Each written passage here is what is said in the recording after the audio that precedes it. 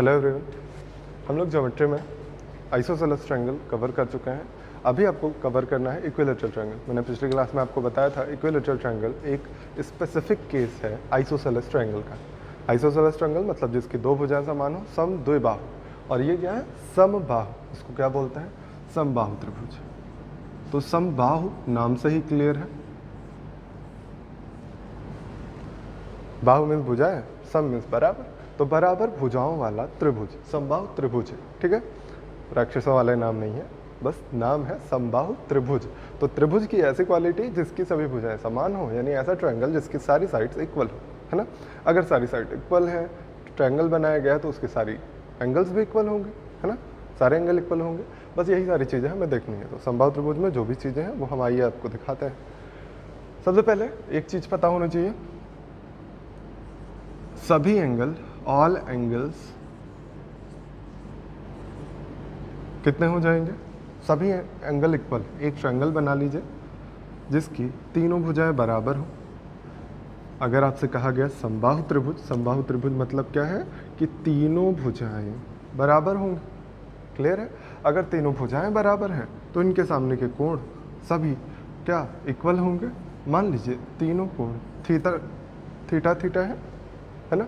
अगर तीनों कोण थीटा है तो ऐड करिए theta plus theta plus theta, 3 theta की वैल्यू कितनी होगी, क्योंकि ट्रायंगल के तीनों एंगल्स का सम क्या होता है, 180 डिग्री होता है ना।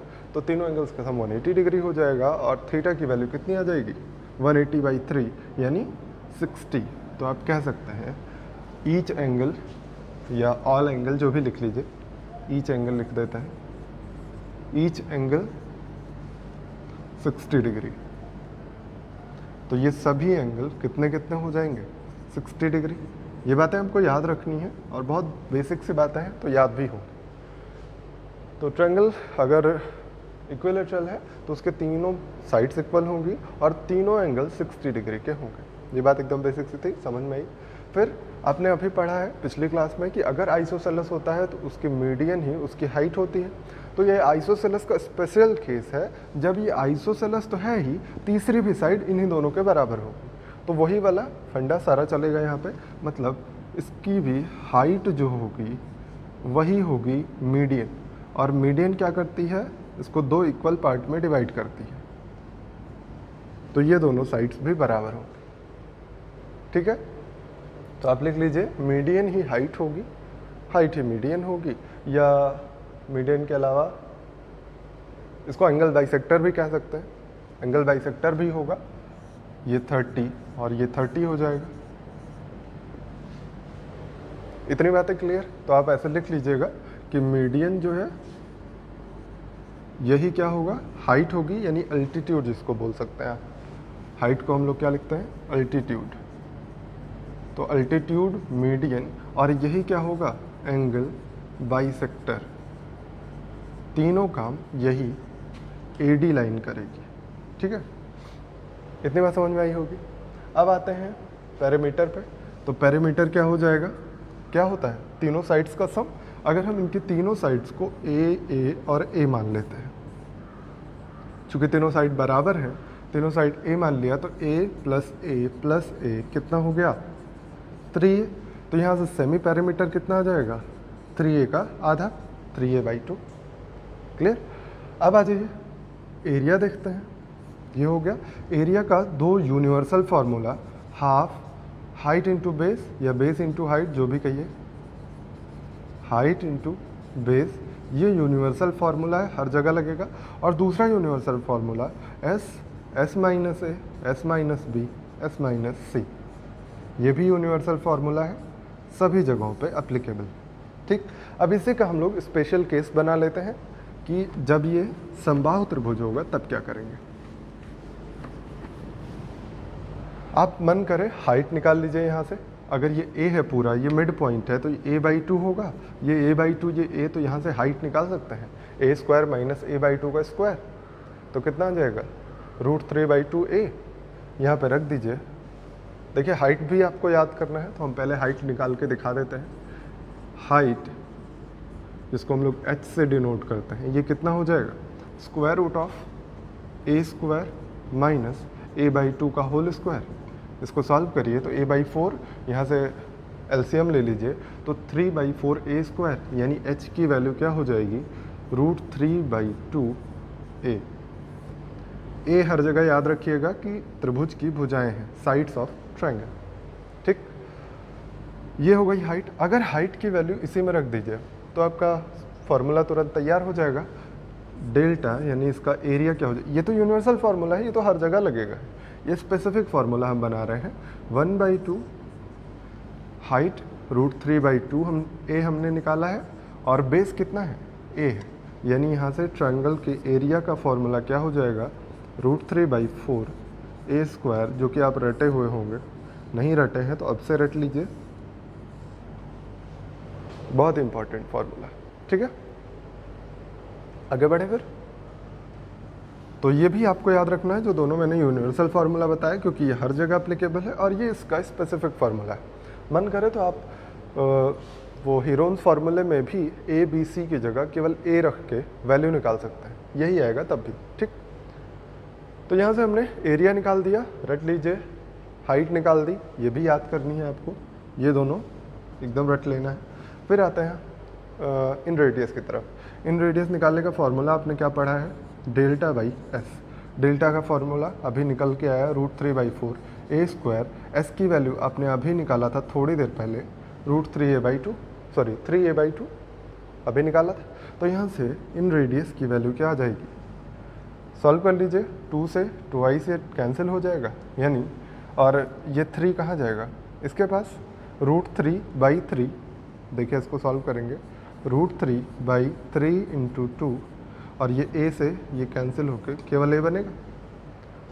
आपको पता होगा कि 3 को आप लिख सकते हैं √3 × √3। कहाँ पे समझा दें आपको, देखिए यहाँ पे छोटा सा बता देते हैं।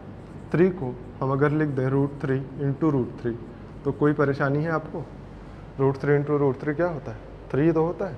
तो देखिए यहाँ पे √3 है, यहाँ 3 है, तो इसको एक कैंसिल कर सकते हैं, एक टू काट के ये वाला केवल बचेगा √3, वही यहाँ पे लिख देते हैं।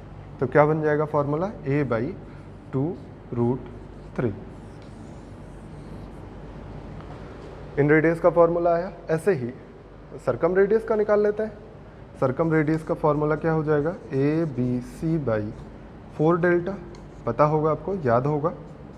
ABC कितना हो जाएगा, तीनों a हो जाएंगे ना, तीनों भुजाओं का गुणनफल लिखा जाता है यहाँ पे।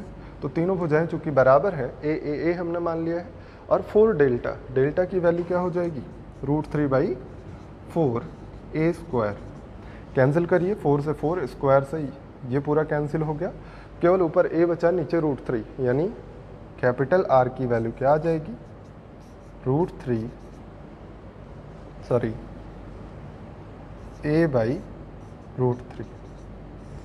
ये जो डब्बे में हम कर रहे हैं, डब्बे का मतलब है ये कभी कभी निकल के भाग जाते हैं, तो इनको पकड़ना है हमें, मतलब ये माइंड से स्लिप होते हैं आपके, तो उनको आपको पकड़ के रखना है, माइंड से स्लिप नहीं होने, ठीक।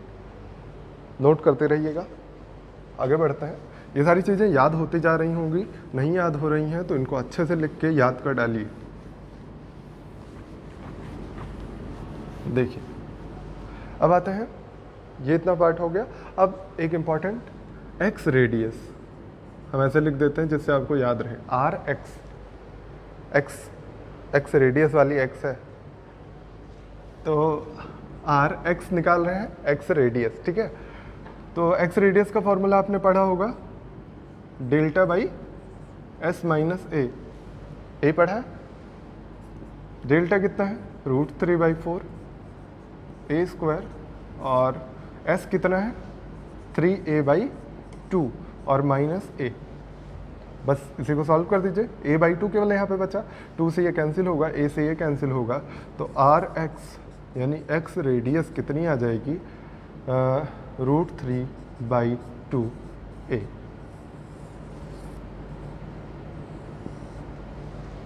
आपको तीनों रेडियस हमने बता दी हैं। इन रेडियस का फॉर्मूला मिटा दिया शायद मैंने, यह है। तो inradius a/2 √3, circumradius a/√3। Inradius मतलब अंतः त्रिज्या, ये परित्रिज्या, और ये एक्स रेडियस बाह्य त्रिज्या। तीनों की लंबाई हमने बता दी है आपको, तीनों इंपॉर्टेंट है, तीनों ही याद रखिएगा। एक्स रेडियस के बारे में मैंने बताया भी था, आप कंफ्यूज होते हैं, कंफ्यूज मत होया करिए। देखिए एक्स रेडियस अगर ध्यान से देख रहे हो तो हाइट के बराबर आई है, तो आप वहाँ से भी याद कर सकते हैं, ठीक है। अब देखिए इसके बाद अगर ये आपसे पूछा जाता है कि इसको हटा देते हैं, देखिए पूछा जाता है कि inradius, circumradius, exradius का रेशियो बताइए। बहुत क्वेश्चन इस पे हो जाते हैं, इस वजह से इसको भी करा देते हैं। तो अगर आपको कन्फ्यूज़न हो आप अपने हिसाब से कुछ और लिख सकते हैं। आर एक्स से अगर आपको दिक्कत हो रही है तो आप उसको कोई और आर बना सकते हैं, ठीक है। देखिए स्मॉल आर यानी इन radius A by 2√3 ratio, capital R यानी सरकम रेडियस √3, फिर एक्स रेडियस आपने निकाला √3/2। इसी को आपको सॉल्व करना है, ये नोट कर लिया होगा। अब इसको आप सॉल्व करिएगा तो देखिए ए तो पूरी तरह से कैंसिल हो जा रहा है, सभी में कॉमन है, ए को कैंसिल कर दीजिए। फिर √3 से अगर हम सब में गुणा करा देते हैं, √3 से पूरे में गुणा करा दीजिए, देखिए √3 ये कटेगा, ये कटेगा, ये कट के केवल 3 बना देगा, है ना। एलसीएम ले लीजिए, तुरंत देखिए क्या आ जाएगा, 2 से फिर मल्टीप्लाई करा दीजिए। 2 से मल्टीप्लाई कराने पे यहाँ 2 कैंसिल होगा, 1 बचेगा, यहाँ 2 बचेगा, यहाँ 2 कैंसिल होगा, 3 बचेगा। ये होता है रेशियो। तो आपको इसको याद करना है, ठीक है।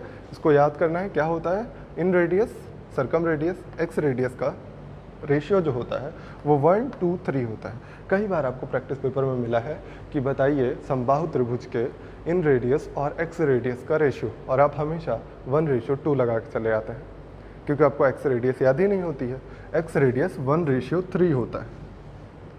इस पर अभी क्वेश्चंस भी करवाएंगे हम, उसको देखिएगा, ठीक है। तो ये इतनी बातें समझ में आ गई होंगी। अब एक ऊंचाई के बारे में हम देखते हैं, हाइट के बेसिस पे। हाइट पे क्या देखेंगे, देखिए एक ट्रायंगल है, लिख लीजिएगा एक लाइन इसमें पॉइंट बना के। किसी समबाहु त्रिभुज में स्थित बिंदु डी से, किसी समबाहु त्रिभुज में स्थित बिंदु, किसी भी बिंदु डी मान लिया हमने, बिंदु से तीनों भुजाओं पर डाले गए लंब की लंबाइयाँ, परपेंडिकुलर यानी तीनों भुजाओं पर खींचे गए परपेंडिकुलर्स की लेंथ, तीनों भुजाओं पर डाले गए लंब की लंबाइयाँ यदि h1 h2 h3 हो, p मान लीजिए, d मान लीजिए, जो भी मान पाइए, h1 h2 h3 हो, तो करके डैश कर दीजिए। उसका रिजल्ट हम अभी आपको बताने वाले हैं, ठीक। तीनों साइड a होंगी, मतलब तीनों साइड बराबर होंगी, समबाहु त्रिभुज है। अब अगर हम आपसे कहें कि इसको हल्का सा ज्वाइन कर दीजिए, ये माइंड में भी ज्वाइन कर सकते थे, केवल आपको समझाने के लिए हम ज्वाइन करके दिखा रहे हैं। अगर हम कहें कि आप ट्रायंगल देखते रहिएगा, कौन कौन सा ट्रायंगल हम लिखते हैं, ठीक है। ट्रायंगल BPC, ट्रायंगल CPA और ट्रायंगल BPA या ABP लिख लीजिए, APB।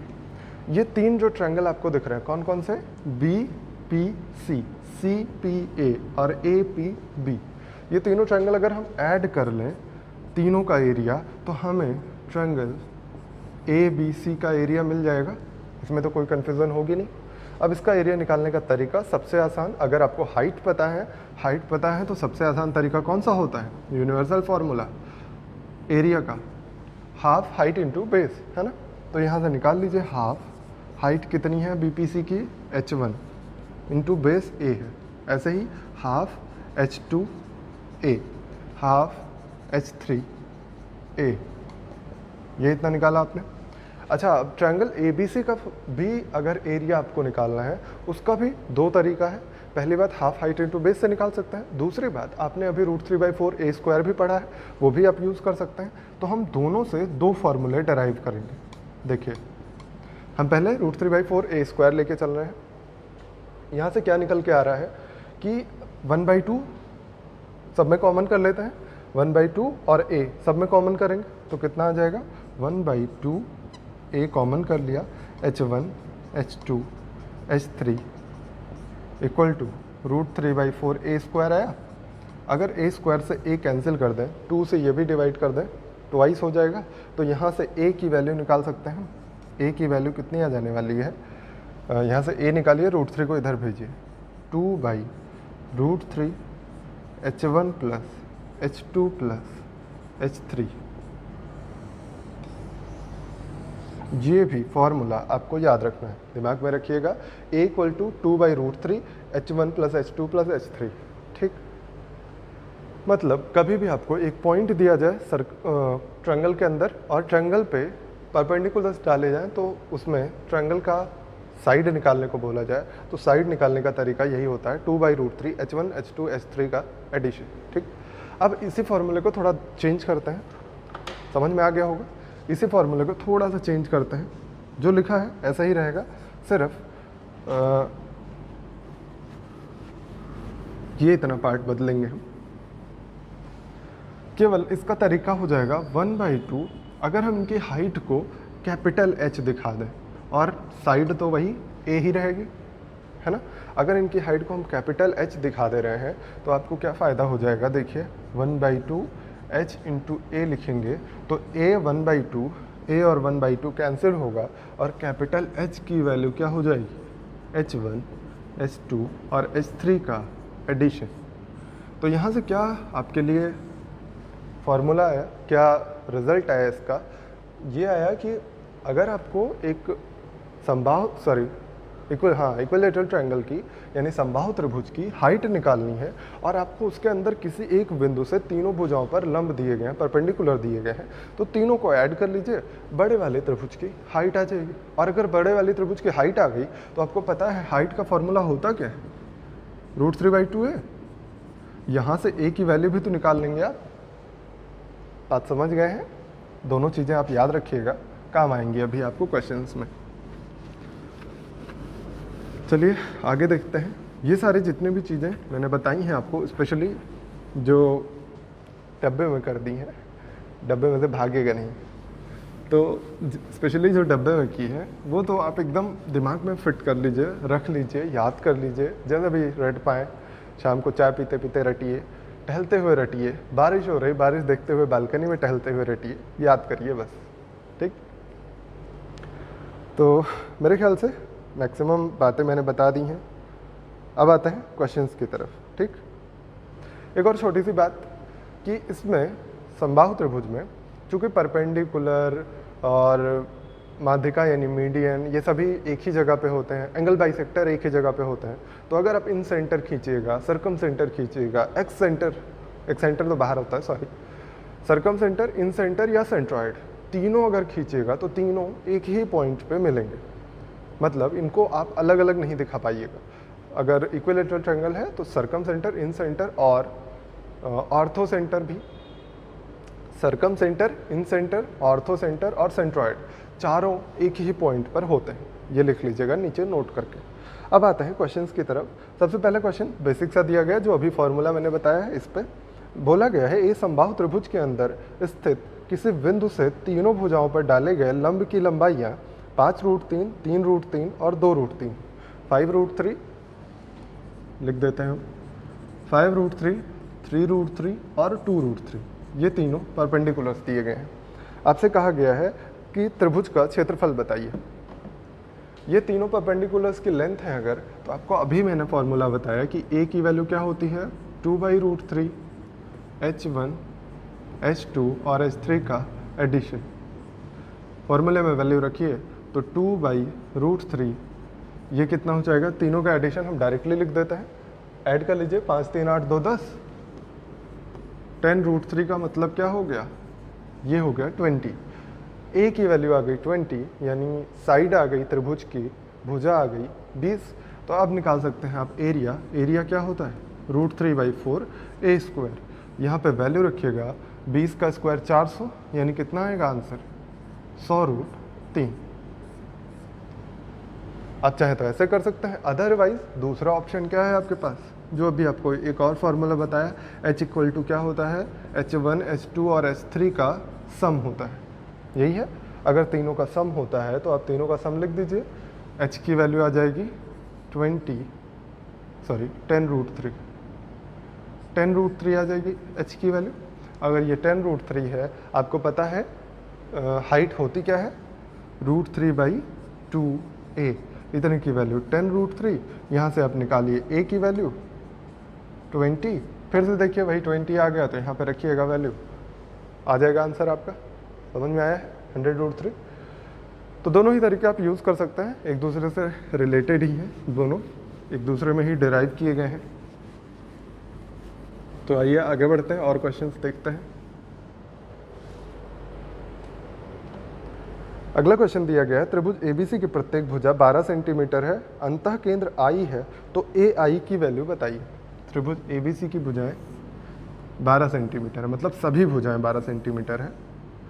तो ये 12 सेंटीमीटर है सभी भुजाएं, इसमें खींचा गया है अंतः केंद्र I।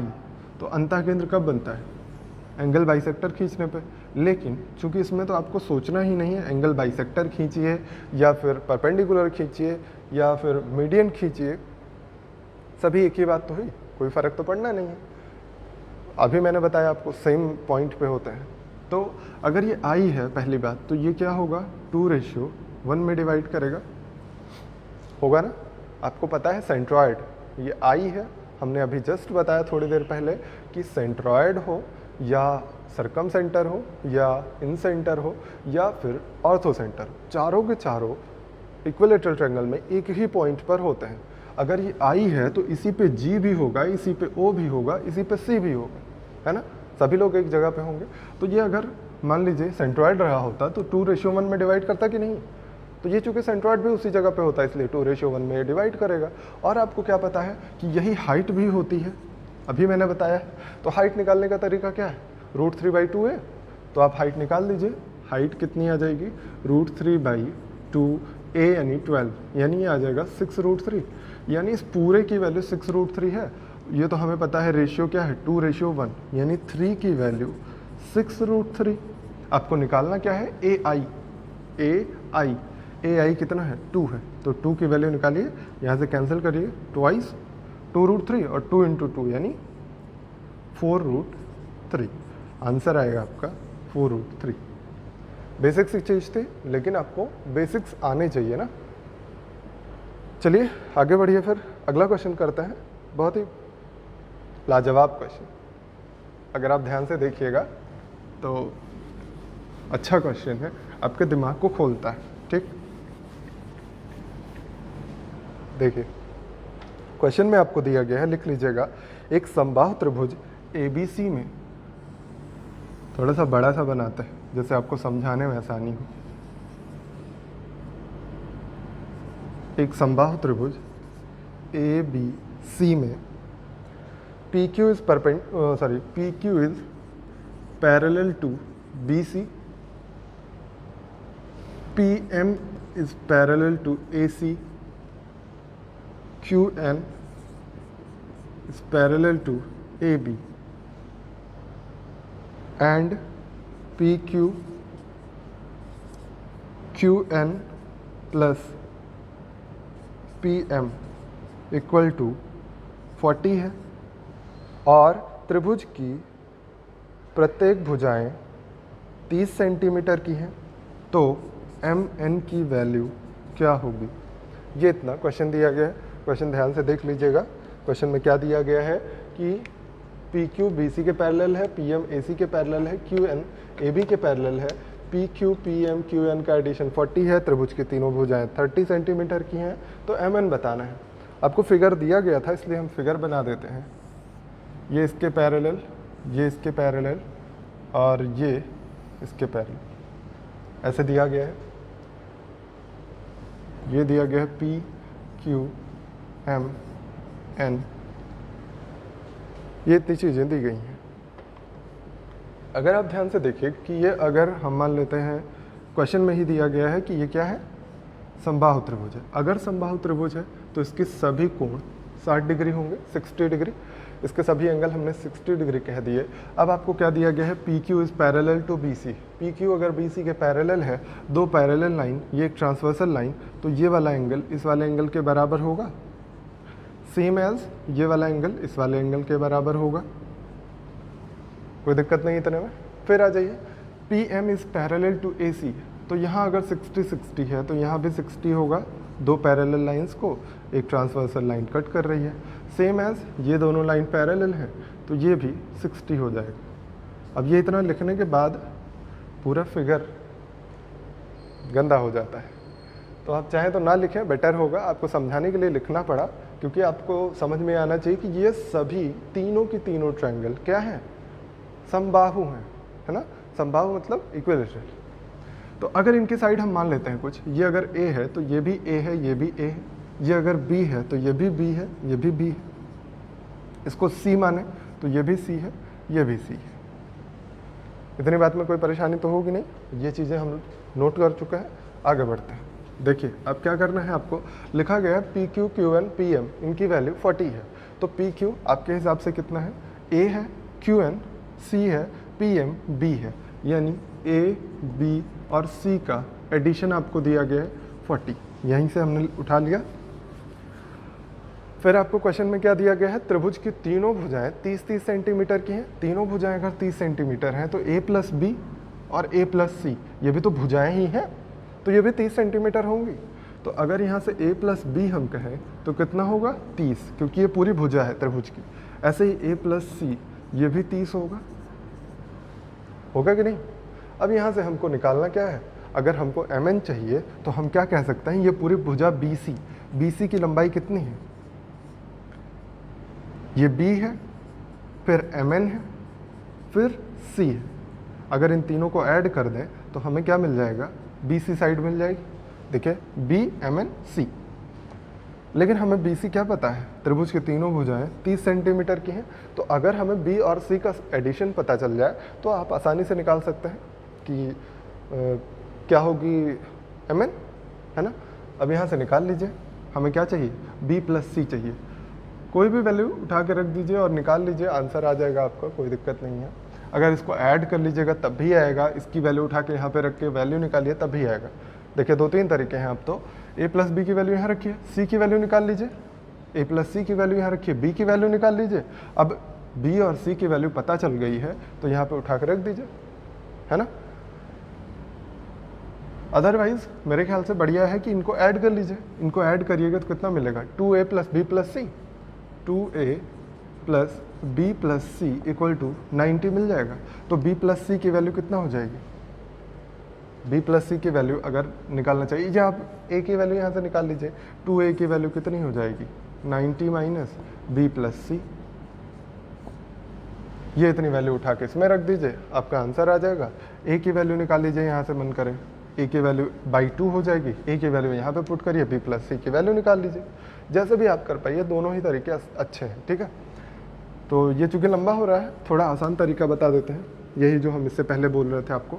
अगर यहाँ से a प्लस बी की वैल्यू यहाँ पे रखिएगा तो ये 30 प्लस सी इक्वल टू 40 हो जाएगा, यानी यहाँ से c की वैल्यू कितनी आने वाली है, 40 माइनस 30 यानी 10। कई सारे तरीके हैं, आप जैसे चाहें कर सकते हैं, बिल्कुल परेशान मत हो। ये एक हम मिटा दिए तो ठीक है। तो a प्लस बी की वैल्यू 30, यहाँ 30 रखा, plus c equal to 40, 30 minus हुआ, 10 आ गई c की वैल्यू। ऐसे ही यहाँ पे a प्लस सी की वैल्यू रखिएगा, a प्लस सी की वैल्यू 30, तो b की वैल्यू 40 माइनस 30, b की वैल्यू आ गई 10। अगर b की और c की वैल्यू हमें पता है तो यहाँ पे रख के निकाल सकते हैं।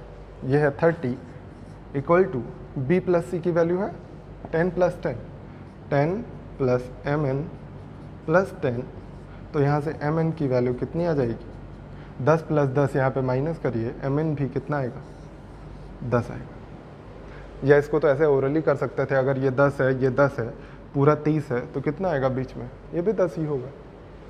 समझ में आया। चेक कर लीजिएगा आंसर, मेरे ख्याल से तो 10 ही आ रहा था। 10 ही आ रहा है। समझ में आया ना? अच्छा क्वेश्चन था, केवल अच्छा ये बड़ा नहीं है क्वेश्चन, पेपर में बिल्कुल आ सकता है, और ये शायद एक बार पूछा भी गया है मेंस के पेपर में। तो ये क्वेश्चन बड़ा नहीं है, बस थोड़ा सा टाइम लिया हमने समझाने में। ठीक, अगला क्वेश्चन देखिएगा, ये भी पेपर में आ चुका है, मेंस के पेपर का क्वेश्चन है, आसान सा है। एक समबाहु त्रिभुज की भुजा 24 सेंटीमीटर है, इसके मध्य बिंदुओं को मिलाकर एक त्रिभुज बनाया गया है। यही प्रक्रिया अनंत बार दोहराई जाती है, तो बने त्रिभुजों का क्षेत्रफल क्या होगा? मतलब सभी त्रिभुजों के क्षेत्रफल का योगफल पूछा गया है आपसे। त्रिभुजों का क्षेत्रफल मतलब योगफल। पहली बात तो आपको ये चीज़ याद होनी चाहिए कि कभी भी कोई भी ट्रायंगल अगर आप बनाते हैं और इसके मध्य बिंदुओं को मिला देते हैं, एक ट्रायंगल बनाया, इसके मध्य बिंदुओं को मिलाया, तो मैंने इसका आपको बताया भी था इसके बारे में कि 1 2 3 4 ये चारों के चारों आपस में इक्वल एरिया रखते हैं। हमेशा मध्य बिंदुओं को मिलाइएगा तो इक्वल एरिया आएगी। ठीक, इक्वल एरिया आएगी मतलब अगर इसको हम निकालना चाहें तो ये 1 2 3 4 है, तो 1/4 होगा कि नहीं पूरा? ये मैंने लिखवाया भी था शायद आपको अभी थोड़े दिन पहले जब माध्यिका पढ़ाया था, तो आपको लिखवाया गया था कि ये जो बीच में ट्रायंगल बनता है मध्य बिंदुओं को मिलाने से, ये होता है 1/4 ऑफ पूरा ट्रायंगल। ठीक है, अब फिर कह रहे हैं कि इसके भी मध्य बिंदुओं को मिला के एक ट्रायंगल बनाना है हमें, तो ये भी इस बड़े वाले ट्रायंगल का 1/4 हो जाएगा, इस वाले ट्रायंगल का ये 1/4 होगा। मतलब ये पूरा जो ट्रायंगल बनेगा, जैसे ए बी सी हमने बनाया, तो ए बी सी का 1/4 हो जाएगा डी ई एफ, और डी ई एफ का 1/4 हो जाएगा पी क्यू आर। ऐसे ही अगर ऐसे बनाइएगा तो पी क्यू आर का 1/4 एक्स वाई जेड, ऐसे 1/4 होती जाएगी एरिया, है ना। तो अगर हम बड़े वाले की एरिया निकाल लें, बड़े वाले की एरिया निकालने का तरीका है √3/4 ए स्क्वायर यानी 24 का स्क्वायर, डिवाइड कर दीजिएगा 6 चौक 24, तो 24 गुणे 6, तो 6 चौक 24 144 आ जाएगा। ये आया बड़े वाले त्रिभुज का एरिया। तो अब अगर बड़े वाले का 144 √3 आया, तो अगले वाले का क्या होगा? 1/4 होता है, पहले भी बताया है मैंने। तो ये चूँकि हर ट्रायंगल में एप्लीकेबल होता है, इसलिए यहाँ भी एप्लीकेबल होगा, इसमें कोई दिक्कत नहीं। ठीक है, 1/4 करिएगा तो 4 3 12, 4 चौक 24, ऐसे ही 1/4 करते चले जाइएगा, ये एरिया आता चला जाएगा। ठीक है, और हमें लेना कहाँ है? इनफाइनाइट तक, इनफाइनाइट टर्म तक लेना है। अब आपको पता होना चाहिए, मैंने नंबर सिस्टम में आपको बहुत अच्छे से सीरीज़ के बारे में पढ़ाया है, AP GP HP सब कुछ पढ़ाया है वहाँ पे ना।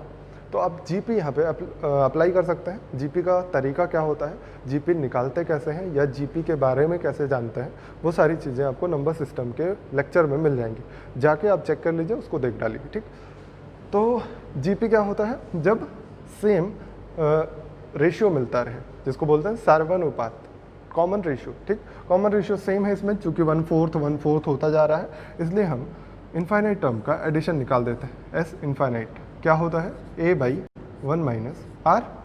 a कितना है? 144 √3, 1 माइनस आर कितना है? 1/4 है ना। इसी को सॉल्व कर दीजिए, 3/4 मिल जाएगा। 3 से डिवाइड कर लीजिए इनको, 3 से डिवाइड करिए, 3 चौक 12, 3 8 24, है ना। तो 8 चौक 32, 4 चौक 16, 3 19, आपका आंसर आ जाएगा। इनफाइनाइट बार जब ऐसे बनाएंगे ट्रायंगल आप, तो इनके एरिया का सम कितना आएगा? 192 √3। समझ में आया? फॉर्मूला लगाना था, ज़्यादा कुछ नहीं था। ठीक,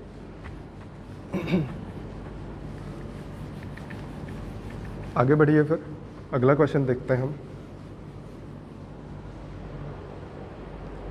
अगला क्वेश्चन आपको दिया गया है, आसान सा है, केवल आपको रिवाइंड करा रहे हैं कुछ चीज़ें जो आपने पीछे पढ़ी हैं इक्विलेटरल ट्रायंगल के पहले आइसोसेलेस में। ठीक, समबाहु त्रिभुज ABC की भुजा BC को D 1:3 में विभाजित करता है। AD की लंबाई क्या होगी यदि त्रिभुज की प्रत्येक भुजा 8 सेंटीमीटर हो? ठीक, आपसे कहा गया है एक त्रिभुज है ABC, जिसमें BC पर कोई पॉइंट आया है D, जो इसको 1/3 में डिवाइड कर रहा है। आपको पता है कि प्रत्येक भुजा इसकी कितनी है? 8 सेंटीमीटर है। तो आपको निकालना है AD की लंबाई। अगर इसको आप देख के डर रहे हैं या आपको नहीं आ रहा है ये, तो लानत है, क्योंकि इसको मैंने पढ़ाया हुआ है पिछली क्लास में जब आइसोसेलेस पढ़ाया था। आइसोसेलेस में मैंने इसको बताया था, बट आप फिर से वही दिमाग लगा रहे होंगे कि ये तो इक्विलैटरल ट्रायंगल है, तो कैसे लगा सकते हैं। समझिए, आइसोसेलेस में मैंने क्या बताया है आपको कि अगर एक त्रिभुज है, आइसोसेलेस त्रिभुज है, मतलब जिसकी दो भुजाएं कोई बराबर है, तो अगर इसके किसी पॉइंट को हम AD मान लें, तो AD निकालने का तरीका क्या था, ये x रेशियो y में डिवाइड करें। रेशियो नहीं, x और y, रेशियो नहीं होना चाहिए, ये वैल्यू होनी चाहिए। मान लीजिए ये x है तो ये y हो, ठीक है। x और y में डिवाइड करें, ये साइड a दी गई हो, तो आप कैसे निकालते थे, a स्क्वायर जो होता है वो AD स्क्वायर और XY के योगफल के बराबर होता है। ये मैंने बताया था आपको पिछली क्लास में। तो अगर हम इसी का स्पेशल केस ही तो बार बार बोल रहे हैं, हम बार बार बोल रहे हैं आइसोसेलेस का स्पेशल केस है इक्विलैटरल। आइसोसेलेस में केवल दो भुजाएं बराबर हैं, इसमें तीनों भुजाएं बराबर हो गई। तो ये तरीका तो इसमें भी एप्लीकेबल होगा ही ना। केवल इसमें क्या हुआ, ये एक्स्ट्रा चीज़ आपको मिली कि तीसरी भी भुजा बराबर होगी, लेकिन ये बेसिक चीज़ तो मिली ही है ना, जिसकी दो भुजाएं बराबर हैं, कोई एक बिंदु है D, ये परपेंडिकुलर नहीं है, हमें पता है कहीं पे कोई बिंदु बनाया गया है, तब आप इसको लगा सकते हैं ना। तो समझ गए होंगे कि बेवकूफ़ी कर रहे थे आप, इस वजह से नहीं सॉल्व हो रहा था। चलिए अब इसको सॉल्व करते हैं। पहली बात आपको मैंने दो बार इसीलिए क्लियर किया कि एक्स वाई क्या है, ये भुजा है, मतलब डिस्टेंस है, पूरी लंबाई है, ना कि रेशियो है। तो ये रेशियो क्या दिया गया है, 3 और 1, यानी 3 और 1, ये हमें दूरी क्या पता चल रही है, 4, 3 + 1 4, लेकिन हमें तो दिया गया है पूरी डिस्टेंस 8 है ना। तो 4 की वैल्यू 8 हो गई, यहाँ से 1 की वैल्यू कितनी आ जाएगी, 2, यानी ये इतनी दूरी क्या होगी, 2, और ये 3 की वैल्यू फिर 6। समझ में आ गया, ये 2 हो गया, ये 6 हो गया। बेसिक से प्रॉपर्टी है कि a का स्क्वायर AD स्क्वायर और XY के योगफल के बराबर होता है। a का स्क्वायर यानी 8 का स्क्वायर बराबर होगा AD स्क्वायर जो हमें निकालना है, प्लस XY 2 × 6। अब AD की वैल्यू यहाँ से निकालिएगा, ये 64 हो जाएगा, 64 में से 12 माइनस कर दीजिएगा, इसी का स्क्वायर रूट लेना होगा। 12 माइनस करिएगा तो कितना मिल जाएगा आपको, 52, 13 चौका 52 होता है, 2√13 हो जाएगा आपका आंसर। अगर आप देखिएगा इसको, जहाँ से मैंने सोर्स से लिया है, जहाँ से, वहाँ इतना बड़ा सा सॉल्यूशन दिया गया था और है बहुत ही छोटी सी चीज़, है ना। अगर आप फॉर्मूला याद रखते हैं तो बहुत ही आसान से हो जाता है। अदरवाइज़ आप क्या करते, अभी यहाँ से परपेंडिकुलर एक ड्रॉप करते, फिर उससे निकालते ये दूरी, फिर ये दूरी, उसी में घास पाच हो जाती है ना। समझ में आ गया होगा। आप चाहें तो निकाल सकते हैं, वैसे भी परपेंडिकुलर ड्रॉप करके ऐसे निकाल सकते हैं। ये पूरा 8 है तो ये 4 हो जाएगा, अगर ये पूरा 4 हो गया, ये 2 हो गया तो ये 2 हो जाएगा। परपेंडिकुलर आपको निकालना आता है, a√3/2 है ना, a√3/2 से परपेंडिकुलर निकालिए, ये 2 हो गया है तो यहाँ भी निकाल लीजिए, कोई दिक्कत नहीं होगी, निकाल सकते हैं आप वैसे भी, लेकिन सबसे आसान और बेसिक तरीका यही है। ठीक, आगे बढ़िए फिर और एक क्वेश्चन देखते हैं। बहुत ही जाबड़ क्वेश्चन कह सकते हैं, मतलब अच्छा क्वेश्चन, गांव में कहा जाता है ये सब। देखिए, एक क्वेश्चन दिया गया है आपको कि एक त्रिभुज QPS एंगल दिया गया है, त्रिभुज, देखिए एंगल दिया गया है QPS की वैल्यू है 100 डिग्री। अभी हम फिगर बना दे रहे हैं, फिगर आपको दिया गया है, QSR की वैल्यू है थीटा, एंगल PQS की वैल्यू है 60 - थीटा। आपको दिया गया है PQ जो है वो RS और QR के बराबर है, तो थीटा की वैल्यू आपसे निकालने को कही गई है। आपको फिगर क्या बना के दिया गया है, एक चतुर्भुज टाइप का बनाया गया है, लेकिन इसको देख के डरिएगा मत, क्योंकि ये चतुर्भुज कम, त्रिभुज ज़्यादा है। इसमें तरीका त्रिभुज वाला ही लगाना है आपको। PQSR, ये इतना चीज़ दिया गया है। अब देखिए आसान तरीका कैसे है निकालने का, पहले जो है वो लिख लेते हैं। PQRS और QR बराबर दिए गए हैं, ये और ये तीनों बराबर दिए गए हैं। फिर आपको दिया गया है QPS पूरा, ये पूरा 100 डिग्री है। और क्या दिया गया है, QSR थीटा है तो क्यू ये है क्या 60 minus theta P Q S, ये है 60 माइनस थीटा और ये है थीटा। बस इतनी बात दी गई है, क्यू एस आर थीटा है, क्यू एस आर थीटा। ठीक, पहली बात तो ये दोनों भुजाएं बराबर हैं तो ये थीटा है तो ये भी कितना हो जाएगा थीटा। आपको पता है आइसोसेलेस ट्रायंगल हो अगर मतलब भुजाएं बराबर हो दो तो उनके सामने के कोण बराबर होते हैं, थीटा हो गया। आप एक काम करिए, बस हल्का सा एक कॉन्स्ट्रक्शन करना है, ये इतना खींच दीजिए, यही इतना खींचते ही आपका पूरा क्वेश्चन ही सॉल्व हो जाएगा बहुत ईजीली। कैसे? अगर इसको आपने खींचा, ये और ये साइड दोनों बराबर हैं तो उनके सामने के एंगल ये वाले और ये वाले एंगल बराबर होने चाहिए कि नहीं। अब 60 माइनस थीटा और ये थीटा दोनों का एडिशन यानी ये पूरा साइड कितनी, वो पूरा एंगल कितना हो गया 60 माइनस थीटा प्लस थीटा यानी 60 हो गया। ये एंगल 60 हो गया और ये एंगल और ये एंगल बराबर हो गए तो कितने कितने होंगे 60 तो होंगे। मन करे आप चेक कर लीजिए, 180 माइनस 60 बचा 120, 120 का आधा आधा डिवाइड होगा 60 मतलब सीधा सीधा कह सकते हैं आप कि ये पूरा क्या बन गया है, ये पूरा ट्रायंगल क्या बन गया है PQR। ये एक इक्विलेटरल ट्रायंगल है। इक्विलेटरल ट्रायंगल की तीनों भुजाएं बराबर होती हैं, पता है आपको। अच्छा, अगर ये 60 हो गया तो ये कितना होगा 40, क्योंकि वो पूरा 100 था, ये 60 हो गया तो ये 40 हो गया। अब आप ध्यान से देखिए कौन सा ट्रायंगल PRS, ये वाला ट्रायंगल देखिए, तो ये भुजा इस भुजा के बराबर हो गई है तो इसके सामने का कोण इसके सामने के ये पूरे एंगल के बराबर होगा। ये पूरा एंगल फिर से क्या हो जाएगा 40। अगर ये 40 तो तीसरा एंगल कितना होगा, माइनस कर दीजिए 180 में से, कितना हो जाएगा 180 माइनस 40 प्लस 40 100 आएगा, 100 आएगा। अब आप ट्रायंगल ले लीजिए QRS। ट्रायंगल QRS में देखिए ये जो उल्टा लटका हुआ ट्रायंगल है, इस ट्रायंगल में देखिएगा ये थीटा है, ये थीटा है, ये पूरा 160 है तो थीटा निकाल सकते हैं यहाँ से, थीटा प्लस 160, तीनों एंगल्स का सम किसके बराबर होता है 180। थीटा की वैल्यू कितनी आएगी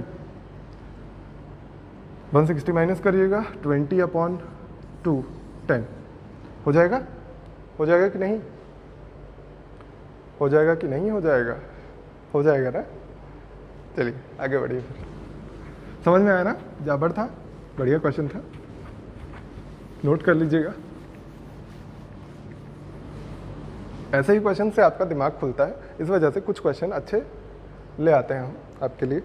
एक और क्वेश्चन करिए, आसान सा है, जो आपने अभी कॉन्सेप्ट पढ़ा है थोड़ी देर पहले, वही कॉन्सेप्ट पे बेस्ड है। लिखिए, समबाहु त्रिभुज के अंतःवृत्त की त्रिज्या तथा बाह्य वृत्त की त्रिज्या का अंतर, बाह्य वृत्त की त्रिज्या मतलब एक्स रेडियस, ठीक है।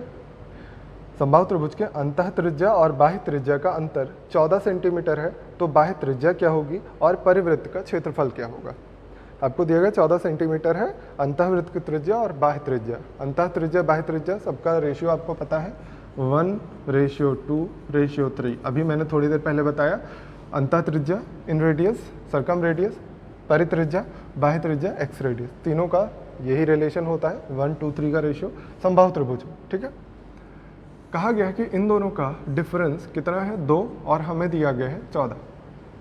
क्वेश्चन में यही तो कहा गया अंतः त्रिज्या और बाह्य त्रिज्या। तो अंतः त्रिज्या और बाह्य त्रिज्या देखिए ऐसे लिखा था ना हमने, R एक्स रेडियस है ये अभी प्रूफ करवाया था, मैंने आपको लिख के दिखाया था। तो इन दोनों का डिफरेंस 2 हमारे हिसाब से आ रहा है, लेकिन क्वेश्चन में दिया गया 14, तो 1 की वैल्यू कितनी आ जाएगी 7 आ जाएगी। और निकाल सकते हैं जो भी पूछा गया हो। पूछा गया बाह्य त्रिज्या क्या होगी, बाह्य त्रिज्या कितनी है 3 है, तो 3 की वैल्यू 7×3=21। पहला आंसर ये हो गया। इसी क्वेश्चन में पूछा गया परिवृत्त का क्षेत्रफल बताइए, परिवृत्त की त्रिज्या क्या हो जाएगी, 1 की वैल्यू 7 तो 2 की वैल्यू 14, तो परिवृत्त का क्षेत्रफल कितना हो जाएगा, पाई आर स्क्वायर होता है, r स्क्वायर इन 14 का स्क्वायर, कितना हो जाएगा एरिया 196 पाई। आप चाहिए तो कैंसिल करके भी निकाल सकते हैं, आंसर यही दिया गया है। समझ में आया। चलिए एक और क्वेश्चन लेते हैं, CGL के मेंस में पूछा गया क्वेश्चन, बहुत ही प्यारा सा क्वेश्चन है। लिखिए, ABCD वर्ग में त्रिभुज COD समबाहु त्रिभुज है। ABCD वर्ग में त्रिभुज COD समबाहु त्रिभुज है, विकर्ण AC त्रिभुज को P बिंदु पर काटता है, तो एंगल APO क्या होगा? ठीक, अब ABCD एक वर्ग है, वर्ग की छोटी मोटी थोड़ी थोड़ी प्रॉपर्टीज़ तो आपको पता ही होंगी, उसमें तो कोई दिक्कत होगी नहीं। इसमें कहा गया है कि एक समबाहु त्रिभुज बना दीजिए, ऐसा कुछ बनेगा। उसके बाद कह रहे हैं कि AC खींचा गया है, ये ABCD ऐसे मान लेते हैं, BOC बोला गया ना, त्रिभुज कौन सा है? त्रिभुज COD है। 1 सेकेंड, BOC होना था, वो मैंने गलत लिख लिया है। ये त्रिभुज समबाहु त्रिभुज है, ये P बिंदु पर काटता है, तो आपसे पूछा गया APO की वैल्यू, मतलब ये वाला एंगल निकालना है आपको, ठीक है। अब देखिए कैसे निकालेंगे। पहली बात तो आपको ये पता होना चाहिए, एक छोटी सी प्रॉपर्टी है जो वर्ग की होती है, स्क्वायर की होती है। स्क्वायर में क्या होता है, सभी एंगल 90 डिग्री होते हैं, और ये एंगल बाइसेक्टर होते हैं जो विकर्ण खींचे जाते हैं। अगर एंगल बाइसेक्टर होते हैं तो आप क्या कह सकते हैं, ये एंगल कितना हो जाएगा, 90 का आधा यानी 45 हो जाएगा। जो AC हमने खींचा ये विकर्ण है, विकर्ण 45 डिग्री का एंगल बनाएगा। अब आपको ये पता है कि ये सभी एंगल क्या होने चाहिए, 60 होने चाहिए, क्योंकि आपने अभी पढ़ा है कि ये क्या है, समबाहु त्रिभुज है। अगर ये पूरा एंगल 60 है और ये 45 हो गया, तो ये छोटा वाला एंगल कितना बचा, 15 डिग्री का बचा, है ना। तो अगर ये 15 डिग्री है, ये 60 है, तो ये बाह्य कोण है इस त्रिभुज का, OPC का, ट्रायंगल OPC का ये बाह्य कोण है। बाह्य कोण क्या होता है, बगल वाले एंगल को छोड़ के बाकी दो एंगल्स का सम, है ना। तो 60 और 15 का एडिशन कितना आएगा, आंसर आपका था 75। आप चाहते तो यहाँ से भी कर सकते थे कि 60 और 45 105 हो रहा है, 180 माइनस थीटा कितना आएगा, 75। अब चूंकि ये दोनों शीर्षाभिमुख अपोजिट एंगल हैं, तो ये भी 75 होगा। दोनों तरीके से आंसर सही आएगा, ठीक। चलिए एक और चीज़ देखते हैं, इम्पॉर्टेंट चीज़ है। देखिए, अगर आपको दिया जाए, पॉइंट बना लीजिएगा, एक फॉर्मूला आपको दिखाना है, लिख लीजिएगा पॉइंट में कि एक समबाहु त्रिभुज के अंदर दो वृत्त एक दूसरे को स्पर्श करते हुए बनाए जाते हैं।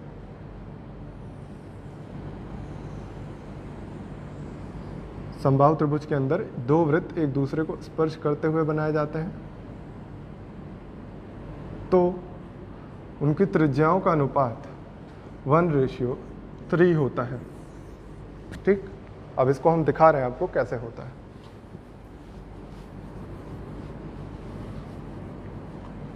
देखिए, अगर एक त्रिभुज हम मान लेते हैं ABC, तो आपको ये पता है कि इसके रेडियसेस, मतलब इनके डायमीटर से होती हुई जो लाइन जाएगी वो परपेंडिकुलर होगी। पिछली क्लास में भी बताया था, ये इक्विलेटरल में भी होता है और आइसोसेलेस में भी होता है, ठीक। पहली बात तो ये क्या है, ये वाला जो सर्कल बना हुआ है ये क्या है, इसको हम मान लेते हैं इसकी रेडियस R और इसकी रेडियस स्मॉल r, ये D पॉइंट मान लेते हैं। कैपिटल R निकालने का सबसे आसान तरीका क्या है, देखिए तीनों भुजाओं को ये टच कर रही है, यानी इस ट्रायंगल की इन सर्कल है, ट्रायंगल का इन सर्कल है अगर, तो इन रेडियस निकालने का तरीका क्या पता है आपको, ΔS, या फिर आपको फॉर्मूला भी याद होगा समबाहु त्रिभुज में इन रेडियस निकालने का, A/2√3। पहली बात तो ये R की वैल्यू आ गई, हमें कैपिटल R और स्मॉल r की वैल्यू निकालनी है, तो हम कैपिटल R की वैल्यू बहुत इजीली निकाल चुके हैं, इसमें कोई दिक्कत नहीं। अब आप ध्यान से देखिएगा, इसको अगर हम यहाँ से मिलाते हुए खींचते हैं, मतलब ये जहाँ पे मिल रहे थे इनको ऐसे मिला दें हम, तो ये क्या हो जाएगा, अब देखिए ये क्या हो जाएगा। पहली बात तो आपको पता है कि ये 60 डिग्री, ये 60 डिग्री और ऊपर भी 60 डिग्री का एंगल है, पता है। अगर इसको हम खींच देते हैं, अपने मन से हमने खींचा इसको मिलाते हुए, तो एक पैरेलल लाइन इसके सामने खींच दी हमने। अगर एक पैरेलल लाइन ये खींचा है तो ये क्या होगा, ये भी 60 होगा और ये भी 60 होगा ना, पैरेलल लाइन है, मतलब ये भी एक समबाहु त्रिभुज बन गया, समबाहु त्रिभुज बना। आपको क्या पता है कि इस बड़े वाले समबाहु त्रिभुज में AD की वैल्यू क्या हो जाएगी, बड़े वाले समबाहु त्रिभुज में AD की वैल्यू क्या होगी, √3/2a, आपने अभी पढ़ा है, ऊंचाई √3/2a होती है। अगर ये रेडियस आपको पता है तो डायमीटर निकाल सकते हैं, ट्वाइस ऑफ रेडियस। तो हम यहाँ से क्या निकाल लेंगे, इसको P मान लें अगर, तो AP हम निकाल सकते हैं। AP क्या हो जाएगा, पूरे AD में से ट्वाइस ऑफ रेडियस माइनस कर देंगे, माइनस करिए तो AP की वैल्यू आपके पास क्या आ जाएगी। अच्छा एक चीज़ और, AP की वैल्यू आपको क्या पता है, AP क्या है, उस छोटे वाले ट्रायंगल, मान लीजिए ये EF, AEF जो ट्रायंगल है, ये कैसा ट्रायंगल है, समबाहु त्रिभुज है, इक्विलेटरल है, तो उसकी ऊंचाई है कि नहीं AP। AP अगर ऊंचाई है तो ऊंचाई क्या होती है, √3/2 A। चूँकि A ले चुके हैं हम B मान लेते हैं इसकी भुजा, ठीक है। इसकी भुजा अगर B है तो ये हो जाएगा AP, और AP की वैल्यू हमने क्या कहा, AD - 2R। AD आपको पता है √3/2A, और 2R की वैल्यू इसमें 2 से मल्टीप्लाई करिएगा तो A/√3 आएगा, और यहाँ से अगर सॉल्व करिए इसको तो कितना आ जाने वाला है, यहाँ से √3 यहाँ पे मल्टीप्लाई करिएगा तो 3 हो जाएगा, 2 को यहाँ पे मल्टीप्लाई करिएगा तो A/2√3 आ जाएगा। अब चूँकि √3/2 B बराबर A√3 है तो B की वैल्यू यहाँ से क्या आ जाएगी, B की वैल्यू हमारे पास आ जाएगी 2 कैंसिल होके A/3 मिल जाएगी B की वैल्यू। और B इसकी भुजा है, इस त्रिभुज की। अगर आपको एक त्रिभुज की भुजा पता है और उसका ये क्या बन रहा है, इन सर्कल बन रहा है, तो इन रेडियस होती क्या है, आपको अभी लिख के दिखाया, A/2√3 होती है। तो यहाँ चूंकि हमने B माना है तो B/2√3 होगी, तो B/2√3 किसके बराबर होगा, इस R के। R इक्वल टू क्या होगा, B/2√3, और B की वैल्यू यहाँ पे पुट कर दीजिए उठा के, तो क्या हो जाएगा, R की वैल्यू हमारे पास आ जाएगी A/6√3। इसको भी आपको याद रखना है। बात समझ में आई होगी। अब हम यहीं पे निकाल के रख देते हैं R की वैल्यू, स्मॉल r की वैल्यू क्या आ जाएगी, A/6√3। ये आपको काम आएगा अभी क्वेश्चंस करते टाइम, ठीक। अब यहाँ से हम आपको सबसे पहले लिखवा चुके हैं, रेशियो निकालना है हमको। तो R रेशियो, R कितना आएगा, small r ratio capital R कितना आ जाएगा, डिवाइड कर लीजिए, इसको ऊपर रखिए, इसको नीचे रखिए, डिवाइड कर दीजिएगा तो कितना आ जाएगा, 1:3। ये आपको याद रखना है। अच्छा अगर रेडियस का रेशियो आपको पता चल गया तो एरिया का रेशियो आपको पता चल जाएगा, है ना। तो एरिया का रेशियो क्या हो जाएगा, Δ1 रेशियो Δ2, डेल्टा नहीं लिखता है, एरिया लिख देते हैं क्योंकि सर्कल है, एरिया 1 रेशियो एरिया 2 कितना हो जाएगा, इसी का स्क्वायर होता है, πr², पाई कैंसिल होगा तो इसका स्क्वायर 1:9। समझ में आ गया होगा आपको, ये नोट कर लीजिएगा, अभी आप इस पे क्वेश्चन करेंगे, ठीक। ये फॉर्मूला याद रखिएगा, हम ऊपर लिख के ही रख दे रहे हैं। देखिए कैपिटल R क्या होता है, A/2√3, और स्मॉल r क्या होता है, A/6√3। याद करना बहुत ही आसान है, ये तो सीधा सीधा इन रेडियस वाला फॉर्मूला ही है, A/2√3। इसी में इसका 1/3 कर दीजिएगा तो आपको मिल जाएगी रेडियस, स्मॉल रेडियस। इसीलिए मैंने आपको रेशियो याद करना सिखाया, 1:3, ठीक है। आ जाइए क्वेश्चन देख लीजिए, 1-2 क्वेश्चन में दिया गया है, समबाहु त्रिभुज में दो वृत्त एक दूसरे को स्पर्श करते हुए रखे गए हैं। यदि बड़े वृत्त का क्षेत्रफल 648 है तो छोटे वृत्त के अंदर बने त्रिभुज की भुजा क्या होगी। ऐसे ही घुमाएंगे आपको थोड़ा सा। देखिए आपको कहा गया बड़े वृत्त का क्षेत्रफल 648 सेंटीमीटर स्क्वायर है, तो छोटे वृत्त के अंदर बने त्रिभुज की भुजा क्या होगी। अब आपको क्या पता है, आप बेसिक लगा सकते हैं कि आपको रेडियस पता है तो आप बड़े वृत्त की त्रिज्या निकाल लीजिए, ऐसे करके निकालिए। या फिर सबसे आसान तरीका है, अभी आपने क्या पढ़ा कि इनके एरिया का रेशियो क्या होता है, 1:9 होता है, और बड़े वृत्त का क्षेत्रफल हमें पता है, यानी 9 की वैल्यू हमें क्या पता है, 648। तो छोटे वृत्त की एरिया हमें क्या मिल जाएगी, एरिया क्या होती है, इसका 1/9 कर दीजिए, 9 7 63, 9 2 18, यही हो जाएगा। अब ये छोटे वृत्त का हमें मिल गई त्रिज्या, तो आप निकाल सकते हैं एरिया ऑफ स्मॉल सर्कल, छोटे वाले सर्कल की एरिया कैसे निकलेगी, πr², इतने की वैल्यू हमें पता है 72। ये हम एरिया निकाल रहे थे ना, त्रिज्या बोल दिया था मैंने गलती से। ये क्या दिया गया है, एरिया, त्रिज्या क्या होती है 1:3 में होती है, ये एरिया का रेशियो है। तो एरिया के रेशियो से हमने छोटे वाले वृत्त का एरिया निकाल लिया। एरिया निकाल लिया अगर, तो यहाँ से फॉर्मूले से हम रेडियस निकाल सकते हैं, बिल्कुल निकाल सकते हैं। इसको आप 22/7 लिख दीजिए और यहाँ से हम रेडियस निकाल लेते हैं। और आपसे पूछा गया है कि इस त्रिभुज के अंदर बने, सॉरी इस सर्कल के अंदर बने त्रिभुज का एरिया। तो सर्कल के अंदर अगर त्रिभुज बनाइएगा, सर्कल के अंदर ट्रायंगल बनाइएगा, तो क्या होगा, इस ट्रायंगल की सर्कम सर्कल होगी वो ना, वही आपको फॉर्मूला लगाना पड़ेगा। तो आप यहाँ से निकालिए, आर की वैल्यू कितनी आ जाने वाली है कैंसिल करिए, 2 से 36 आएगा, तो 36 × 7/11 यही आएगा। तो आप यहाँ से निकाल सकते हैं 6, यही आएगा 6√11/7, ये आ गया रेडियस। अगर रेडियस आपको पता चल गई तो आप निकाल लीजिए फॉर्मूला क्या है। अगर इसको a मान लीजिएगा ट्रायंगल की साइड, तो क्या होता है a/√3, यही होता है किसके बराबर, सर्कल की रेडियस के बराबर। तो यहाँ से √3 मल्टीप्लाई करिएगा तो a की वैल्यू क्या हो जाएगी 6√33/7, यही आना चाहिए आपका आंसर। चेक कर लीजिएगा, इसमें तो 11 पे रूट नहीं मिल रहा है, होना चाहिए था इसमें। और अच्छा सॉरी, उल्टा कर दिए हम, उल्टा कर दिए। देखिए यहाँ होगा 6, ये 7/11, इस पर रूट होगा, है ना। तो यहाँ भी 7/11 कर दीजिए, थोड़ा सा उल्टा हो गया है बस, 7/11, तो ये आएगा 21/11 रूट में, ये होगा आपका आंसर। ठीक, इसी पे बेस्ड एक और क्वेश्चन करते हैं जल्दी से। पूरा इसी पे बेस्ड था, इसी वजह से जल्दी जल्दी मैंने फिनिश किया है। आपको फॉर्मूले याद हो गए होंगे तो इजीली हो जाएगा। ठीक, देखिए अगला क्वेश्चन दिया गया है आपको इसी पे सेम। एक समबाहु त्रिभुज के अंदर 2 वृत्त एक दूसरे को स्पर्श करते हुए बनाए गए हैं। दोनों वृत्तों के अंदर बने समबाहु त्रिभुजों के क्षेत्रफलों का अंतर क्या होगा यदि बड़े समबाहु त्रिभुज का क्षेत्रफल 81√3 हो। मतलब आपको निकालना क्या है, दोनों वृत्तों के अंदर बने समबाहु त्रिभुजों के क्षेत्रफलों का अंतर, लेकिन आपको दिया गया है बड़े वाले समबाहु त्रिभुज का क्षेत्रफल 81√3।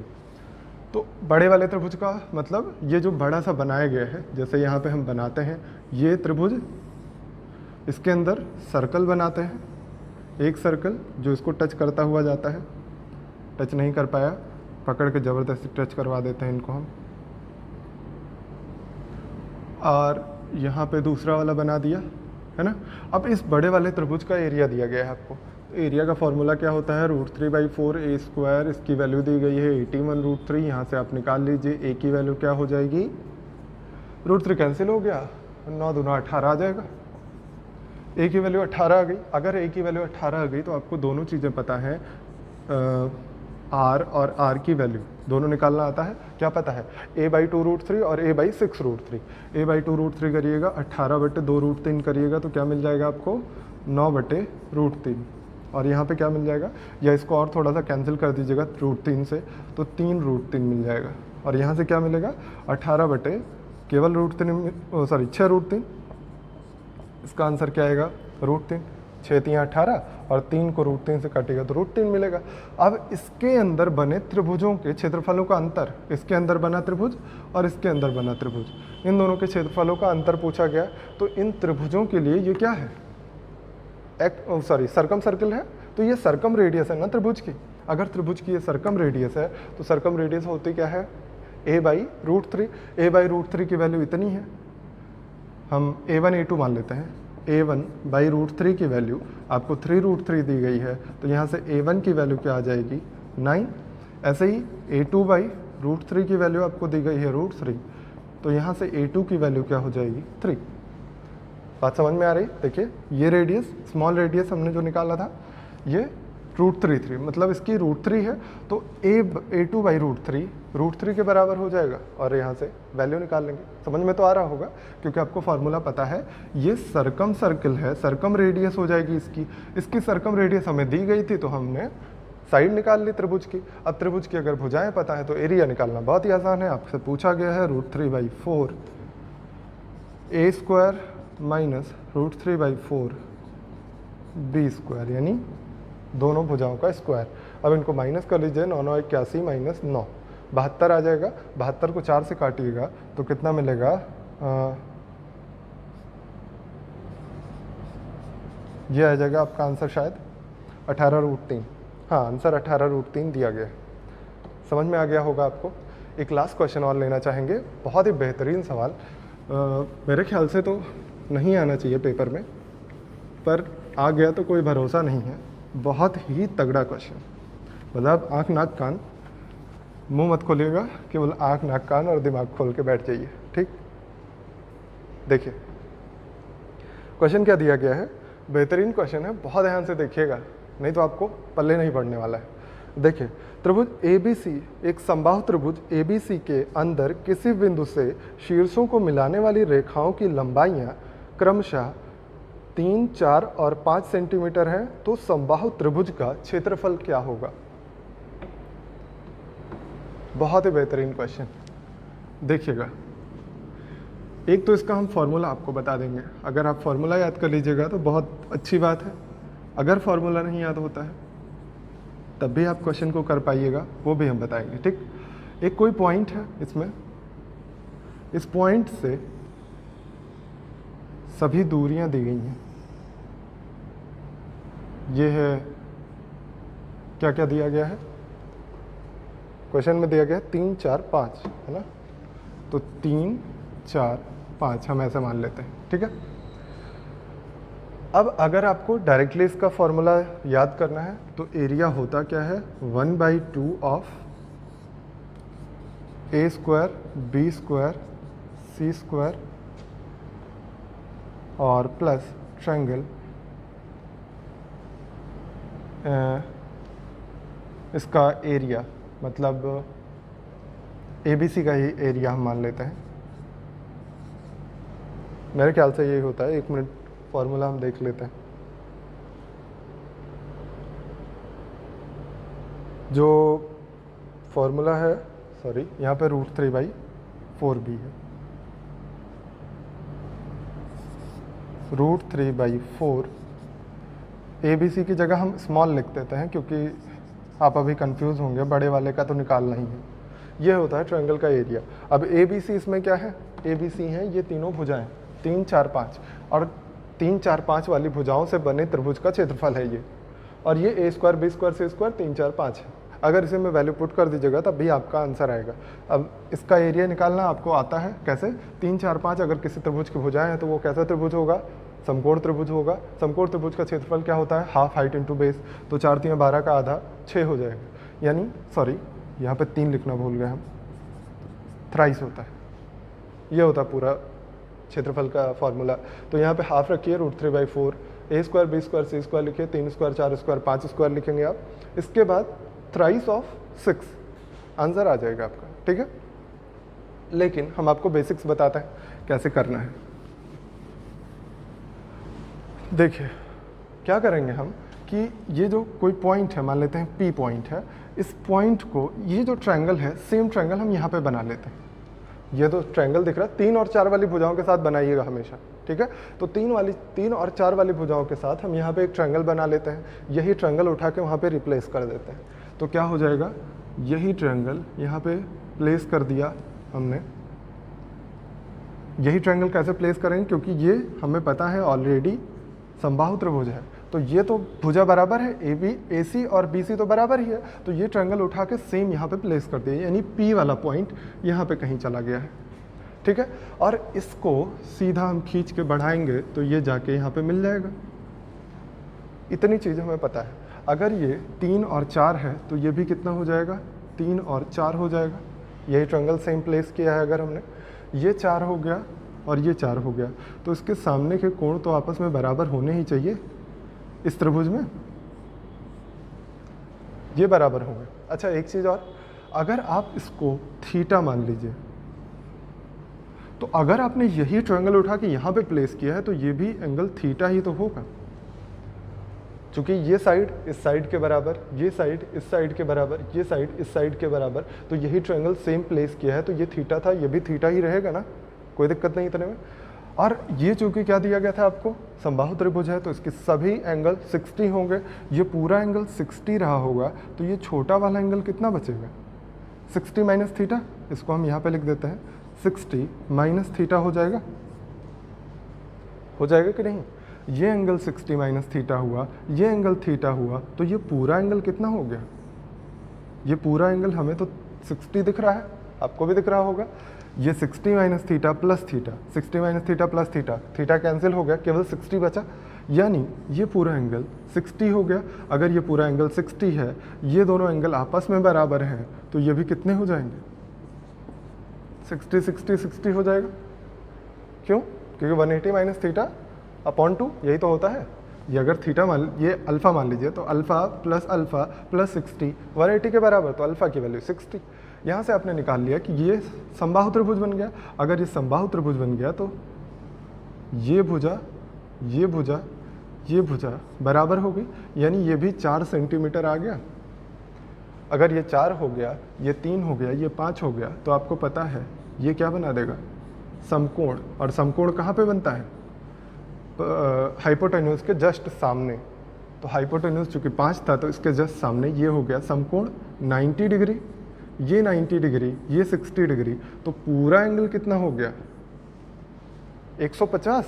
अब आप ट्रायंगल ले लीजिए APC, ट्रायंगल APC जो बाहर बना हुआ है, इसमें लगा दीजिए कॉस रूल। कॉस रूल कैसे लगाएंगे हम, कॉस 150 हमें पता चल गया है, कॉस 150 कितना हो जाएगा, इसके अगल बगल वाली भुजाओं का स्क्वायर, 3 का स्क्वायर, 4 का स्क्वायर, माइनस सामने वाली भुजा क्या है, AC, जिसको हम A मान लेते हैं। क्यों, क्योंकि ये समबाहु त्रिभुज है, इसकी सभी भुजाएं A रही होंगी, है ना, अपॉन ट्वाइस ऑफ 3 × 4। अच्छा, कॉस 150 क्या पता है आपको, √3/2 होता है, पता है ना, 180 माइनस 30 कर लीजिएगा तब भी आ जाएगा, कोई दिक्कत नहीं। तो ये क्या हो जाएगा, माइनस √3/2। 180 माइनस थीटा क्या होता है, सेकंड क्वाड्रेंट में कॉस नेगेटिव होता है, 180 माइनस 30, सेकंड क्वाड्रेंट में √3/2 माइनस, ठीक। क्रॉस मल्टीप्लाई कर दीजिए, पहले 2 से 2 कैंसिल किया, 4 × 3 = 12, √3 में मल्टीप्लाई करिए, माइनस 12√3, ये हो जाएगा 25, 16 × 25, माइनस A², यहाँ से A² की वैल्यू हम अगर निकाल लें तो 25 + 12√3, ये इतना मिलने वाला है। A² की वैल्यू हमने क्यों निकाला, क्योंकि हमें क्या चाहिए, त्रिभुज ABC का एरिया, और त्रिभुज ABC के एरिया को निकालने का तरीका है √3/4 A², √3/4 A², A² की वैल्यू हमें पता है, वैल्यू पुट कर दीजिए। यहाँ हमने रखा था ट्रायंगल APC, ठीक। अब यहाँ पे √3/4 A² की वैल्यू क्या हो जाएगी, 25 + 12√3। अब इसी को अंदर में मल्टीप्लाई करके लिख सकते हैं आप, या ऐसे ही रहने दीजिए, जैसा भी आप कर पाएँ आपका आंसर आएगा। इसी को आप अंदर में मल्टीप्लाई करके अगर आप लिखना चाहें तो हम आंसर कहाँ लिख दें, मिटाते रहते हैं इसको, आंसर यहाँ पे आ जाएगा। √3/4 से हम अंदर में मल्टीप्लाई करते हैं तो मिलेगा आपको 25√3/4 प्लस ये हो जाएगा 12 × 3 = 36/4 9। आंसर आपका आएगा ये इतना।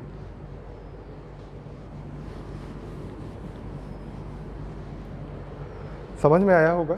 बस आपको क्या करना था कि यही जो ट्रायंगल यहाँ बना था वही ट्रायंगल यहाँ पे बनाना था और थोड़ा सा दिमाग लगाना था। तो मैंने कहा भी था कि ये क्वेश्चन बहुत बढ़िया है, लगा भी होगा बढ़िया मेरे ख्याल से। तो बस पढ़ते रहिए खूब मेहनत से। अब आज के लिए इतना ही रखता है। अगली क्लास में मिलेंगे हम लोग समकोण त्रिभुज यानी जो राइट एंगल ट्रायंगल होता है उसके बारे में डिटेल पढ़ेंगे। राइट एंगल ट्रायंगल बहुत इंपॉर्टेंट टॉपिक है, ये भी बहुत इंपॉर्टेंट टॉपिक था। इससे भी ज़्यादा क्वेश्चन पूछे जाते हैं राइट एंगल ट्रायंगल से, तो उसके बारे में नेक्स्ट क्लास में देखेंगे। बहुत ही ज़्यादा लंबी क्लास होगी नेक्स्ट, ज़्यादा लंबी मतलब इतनी बड़ी, 1-2 क्लासेस हो जाएंगी और क्या। तो नेक्स्ट क्लास में देखेंगे राइट एंगल ट्रायंगल। तब तक आप अपना और अपनों का ख्याल रखिए, खूब मेहनत से पढ़ाई करिए और जो भी रिव्यूज़ हों आप देते रहिए। थैंक यू वेरी मच, मिलते हैं नेक्स्ट क्लास।